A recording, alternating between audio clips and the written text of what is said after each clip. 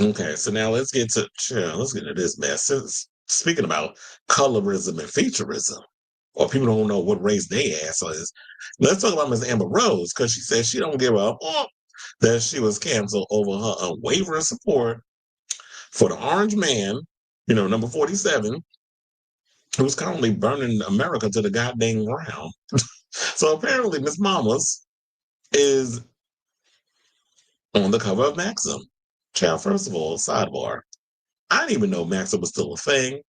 I didn't know Maxim was still around. Who's still reading Maxim? But nevertheless, with all that aside, let's get into the story.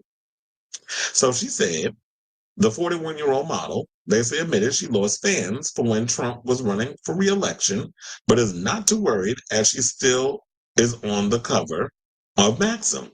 For her February 2025 cover story, she addressed the criticism and also revealed she is considering her own not girl, no. Now the bitch want to get into politics. It's like, girl, you couldn't even make your slut walk happen. That happened like a couple of years. Nobody took your ass seriously. And now here you want to keep the grift going because you want to get into politics. I guess because Trump makes it so easy, right? Now, during the election, I was canceled and she recalled, now all the naysayers are quiet. They see he's already changing our country for the better. Is this bitch blind? Better where?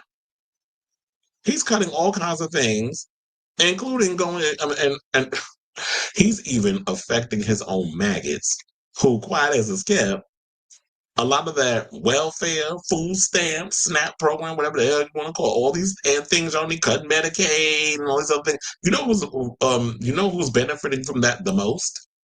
Red states, the very states that Trump and his administration relied on to get their votes. So for you to talk about he's changing the country for the better, can someone please, whenever these idiots go around and mention this, can y'all give me one example? Or not even one. One is too easy. Give me 3 examples of where he's changing the country for the better. Because based off of all the stuff I'm getting in my feed all damn day, everybody out here losing their shit. Everybody's freaking out. So making it better for who? Because your ass is not being affected?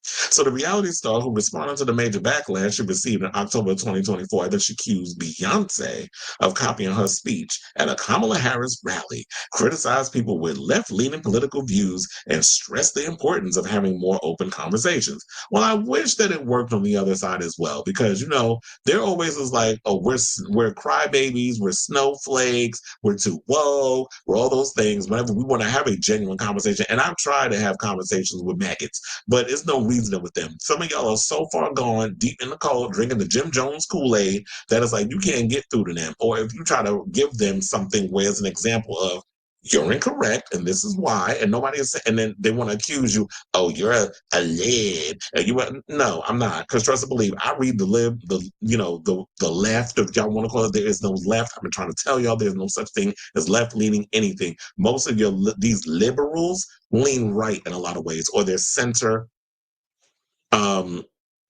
Well, I guess we can call it conservative a bit. Like they're not progressive in any way. In fact, they don't even like Democrats. Don't even like progressives. And y'all know I read both sides down to the ground on this show. So there's no one-sidedness when it comes to stuff. In fact, a lot of times on that side, the side she wants to grift on, because nobody gave a fuck about her goddamn slut walk and all the other shenanigans she was doing. This bitch can't even keep a man. First man moved on. Who knows what the hell Wiz is doing? And then her other baby daddy done left her for an 80-some-year-old woman. So Granny Coochie is better than her old tired ass pussy, and she in her 40s. So he left somebody for someone 40 years older than her. So she said, unfortunately, the woke left cancels people for having a different ideology. Really? Because the left be awfully quiet. I just think the problem with the left, since you want to call it that, is that they're scared to have any kind of opinion about anything because they don't want to get dragged. They don't want to deal with any kind of backlash. So they get afraid to talk and say stuff. That's my problem with the Democrats.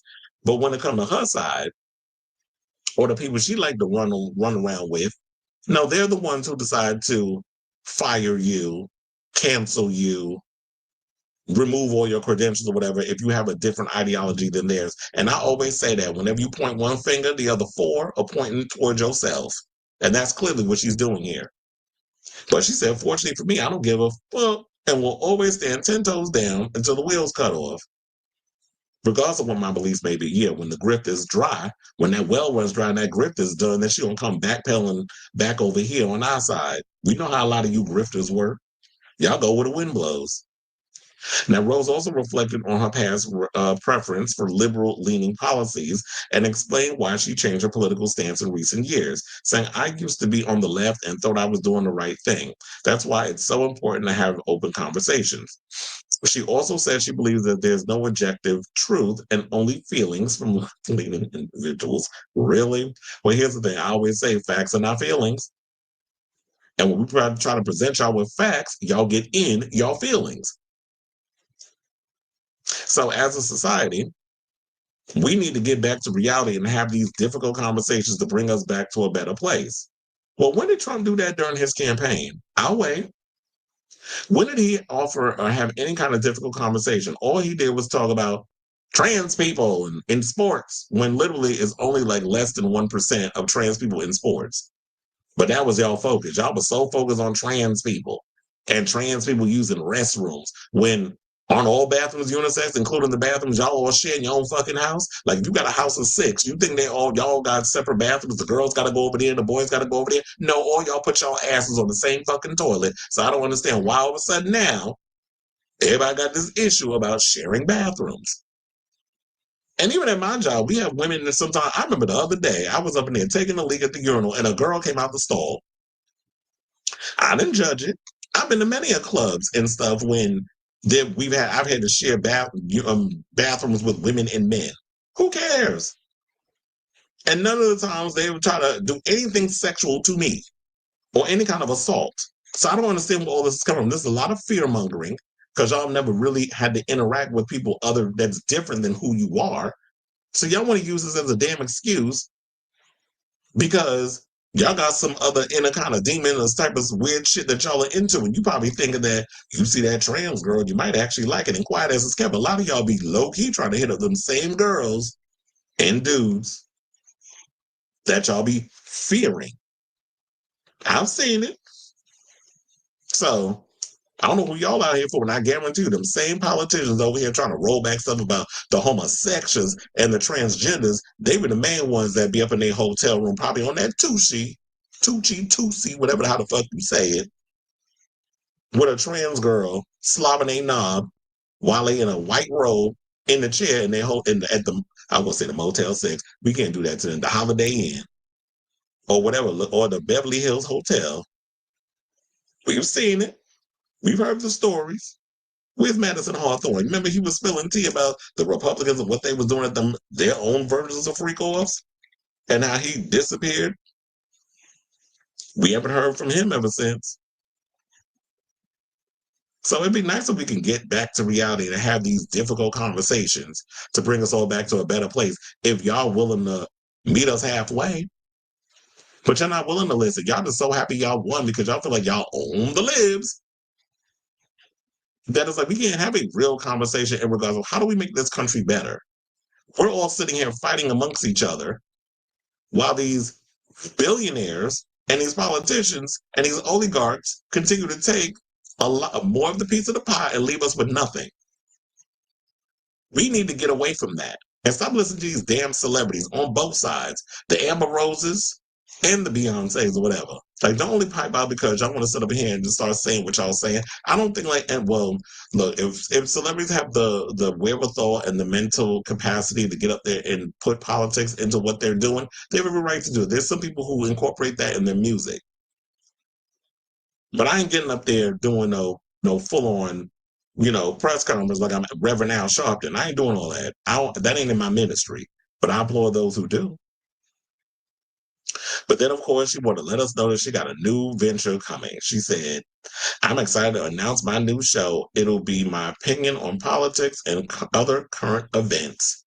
So Lord, here we go. Another tired ass celebrity who think just because they got a fucking mouth that they could just stick a microphone in front of it and just give their opinion and hope that they can get some money on Spotify.